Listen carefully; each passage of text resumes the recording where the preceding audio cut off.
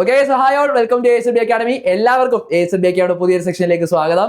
ഒരുപാട് പേര് നമ്മുടെ company board LGS, company board assistant exams ഒക്കെ വന്നിട്ടുണ്ട്. ആപ്ലിക്കേഷൻസ് ഇങ്ങനെ തുരൂര പോയിക്കൊണ്ടിരിക്കുകയാണല്ലേ. എല്ലാവരും പ്രിപ്പറേഷൻസ് ഒക്കെ സ്റ്റാർട്ട് ചെയ്തു.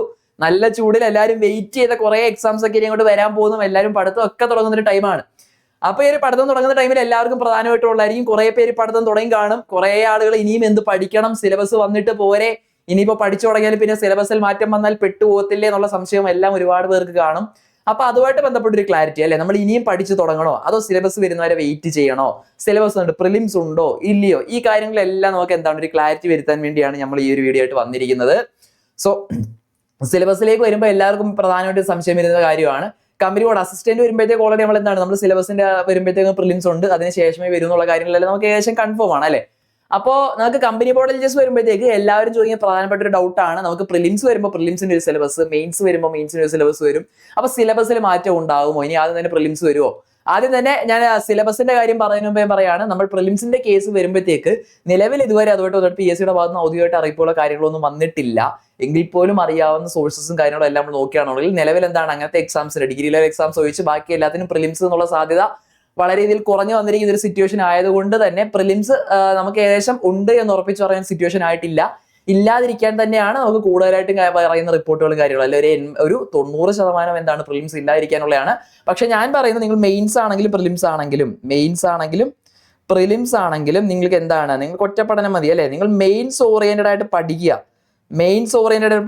ഈ മെയിൻസ് ഓറിയന്റഡ് ആയിട്ട് നിങ്ങൾക്ക് പഠിക്കാൻ പറ്റുമെന്നുണ്ടെങ്കിൽ പിന്നെ എന്തല്ല, പ്രിലിംസ് എന്ന് പറയുന്നത് നിങ്ങൾക്ക് ഒരു പ്രശ്നമല്ല. പ്രിലിംസ് ഒരു പ്രശ്നമേ അല്ല. നിങ്ങൾ മെയിൻസ് ഓറിയന്റഡ് ആയിട്ട് പഠിക്കുന്നവർക്ക് പ്രിലിംസ് എന്തല്ല, ഒരു മാറ്ററേ അല്ല.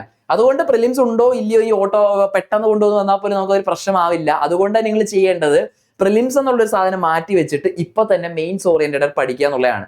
അപ്പൊ മെയിൻസിലേക്ക് വരുമ്പോൾ പലർക്കുള്ള ഒരു സംശയമായിരിക്കും, നമ്മൾ സിലബസ് നമ്മൾ ഇപ്പോഴേ പ്രാധാന്യം കൊടുക്കണോ, ചേഞ്ചസ് ഉണ്ടാകുമോ, ഉണ്ടെങ്കിൽ തന്നെ എന്തൊക്കെ അപ്ഡേറ്റ്സ് ഉണ്ടാകാം, ഇതൊക്കെ എല്ലാവർക്കും ഉള്ള ഒരു സംശയമായിരിക്കും.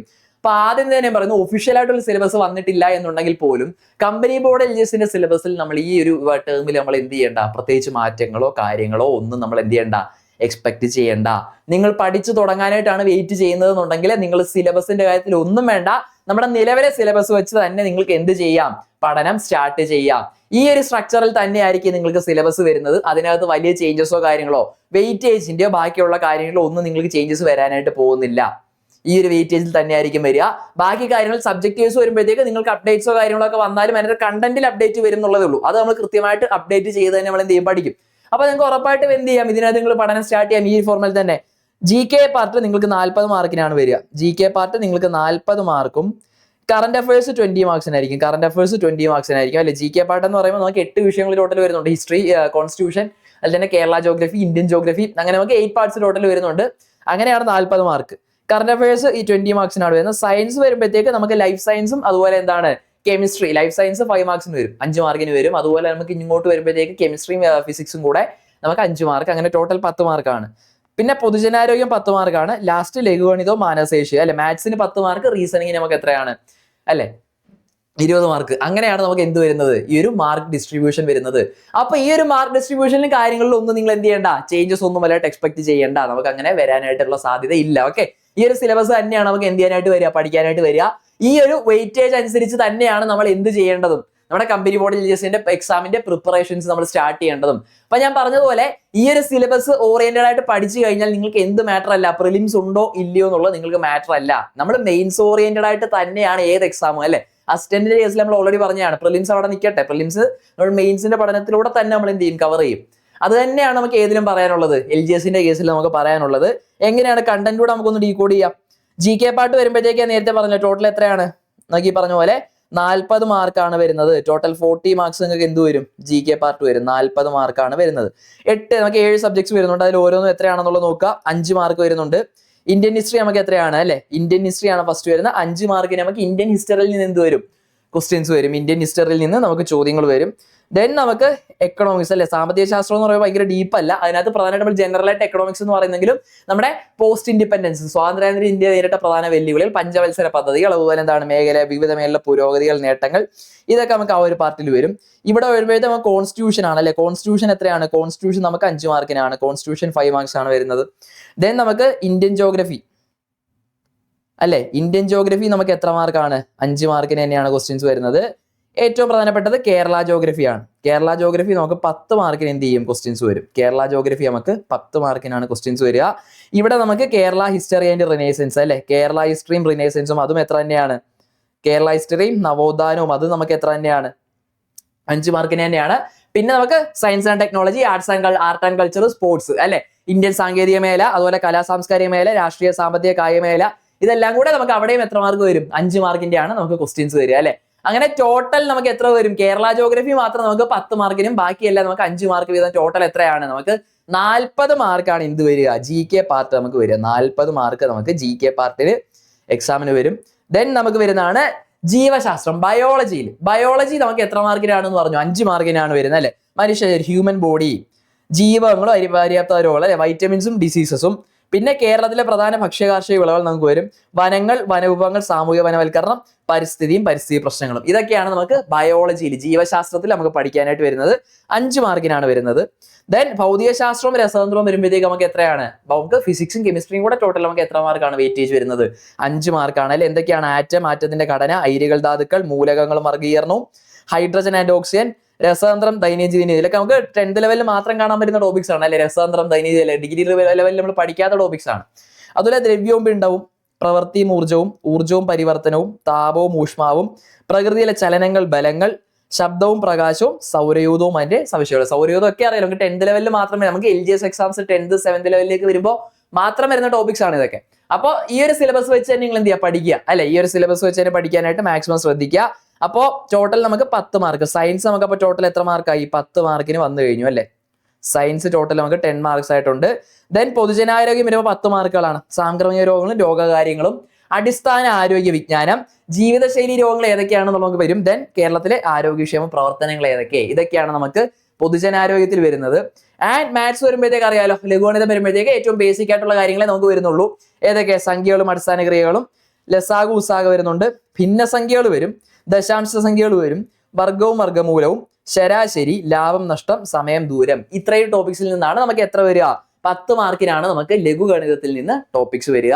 ആൻഡ് നമുക്ക് മാനസിക ശേഷി അല്ലെ? റീസണിങ് ആണെങ്കിൽ ഗണിത ചിഹ്നങ്ങൾ ഉപയോഗിച്ചുള്ള കൃതികൾ വരും, ശ്രേണികൾ നമുക്ക് വരും, സമാന ബന്ധങ്ങൾ കണ്ടുപിടിക്കുക, തരംതിരിക്കൽ, അർത്ഥവത്തായ രീതിയിൽ പദങ്ങളുടെ ക്രമീകരണം, ഒറ്റയാനെ കണ്ടെത്തുക, വയസ്സുമായിട്ട് ബന്ധപ്പെട്ട ചോദ്യങ്ങളും സ്ഥാനനിർണ്ണയവും. ഇതൊക്കെയാണ് പ്രധാനമായിട്ടും മാത്സിൽ നമുക്ക് വരുന്ന ടോപ്പിക്സ് എന്നുള്ളത് ഓർത്തിരിക്കുക. ഇതിന്റെ എല്ലാം കൂടെ നമുക്ക് എന്തുകൊണ്ട് അറിയാലോ, ലാംഗ്വേജിലോട്ടൊന്നും വരുന്നില്ല. നമുക്ക് ഇംഗ്ലീഷ്, മലയാളം ലാംഗ്വേജിൽ നിന്നും നമുക്ക് ക്വസ്റ്റ്യൻസ് ഇല്ല.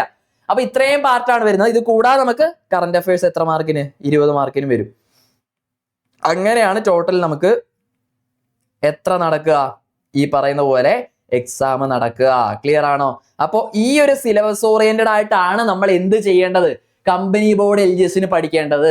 ഇതിന് വേണ്ട കൃത്യമായിട്ടുള്ള സ്റ്റഡി പ്ലാനും കാര്യങ്ങളും എല്ലാം അപ്കമിംഗ് വീഡിയോസിൽ നമ്മൾ വരുന്നതായിരിക്കും. പക്ഷേ ആദ്യം നിങ്ങൾ എന്ത് ചെയ്യുക? അതിലേക്ക് പോകുമ്പോൾ സ്റ്റഡി പ്ലാൻ അതിന് മുമ്പ് എന്താണ് പഠിക്കേണ്ടത് എന്നുള്ളത് ആദ്യം നിങ്ങൾ അറിയാം. ഓക്കെ, അപ്പൊ കൃത്യമായിട്ട് സിലബസ് നമ്മൾ ഡീകോഡ് ചെയ്തിട്ടുണ്ട്. ഈ സിലബസ് തന്നെയാണ്. ഇതിനകത്ത് ചേഞ്ചസ് ഒന്നും നമ്മൾ തൽക്കാലം എന്ത് ചെയ്യേണ്ട, എക്സ്പെക്ട് ചെയ്യേണ്ട.